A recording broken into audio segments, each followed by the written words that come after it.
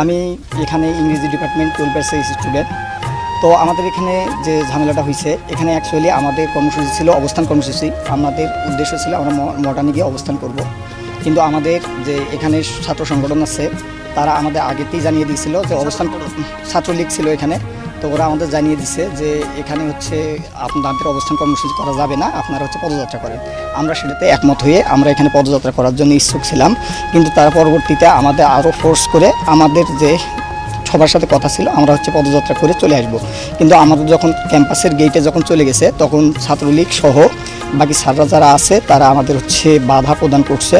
স্যাররা অ্যাকচুয়ালি যখন সামনে আছে তখন পিছন থেকে এবং তাদের যারা তৃতীয় পক্ষ ছিল তারা স্যারের উপর আক্রমণ করে সেই দায় আমাদের সাধারণ শিক্ষার্থীদের উপর চাপানোর চেষ্টা করছে। এই রকম যে আন্দোলন থাকে সেই আন্দোলনগুলোতে বরাবরই ছাত্র তৃতীয় পক্ষ ঢুকে এবং সাধারণ শিক্ষার্থীদের উপর দায় চাপানোর চেষ্টা করে। তাই আমি আপনাদেরকে নিশ্চিত করতেছি যে এখানে না, এখানে আমাকে ছাত্রলীগের সভাপতি আমাকে চর থাপ্পড়ে মারছে। এখানে উনি আমাকে নিজে স্টিল আমাকে থাপ্পড় মারছে। এখানে কথা হচ্ছিল আমাদের গত 9 দিন ধরে এখানে আমরা অনুষ্ঠান করতে সমাবেশ করতেছি। এখানে কোনো প্রকার আমাদের সাধারণ শিক্ষার্থী বিশৃঙ্খলা করে নাই, কিন্তু ওনারা আসার কারণেই এই বিশৃঙ্খলা হয়েছে। এই দায়ভার সাধারণ শিক্ষার্থীদের না।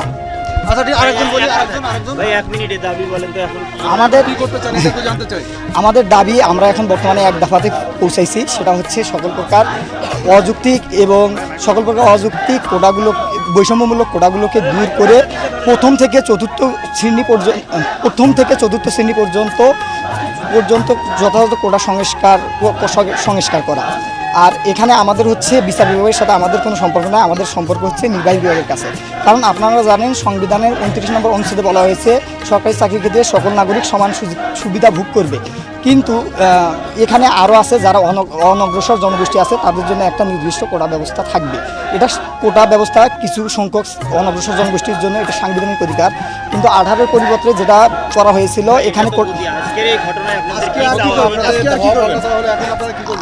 এখানে আমরা সাধারণ শিক্ষার্থীরা আমরা এখানে শঙ্কিত আছি। তো আমরা সাধারণ শিক্ষার্থীরা চাচ্ছি যাতে আমাদের এই ব্যাপারে আমাদের পরবর্তীতে কোনো সমস্যা না হয়।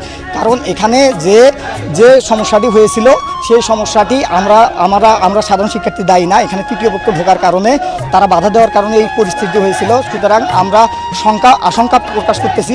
সুতরাং আমাদের আশঙ্কায় সারা বাংলাদেশের শিক্ষার্থীরা একমত প্রকাশ করবে বলে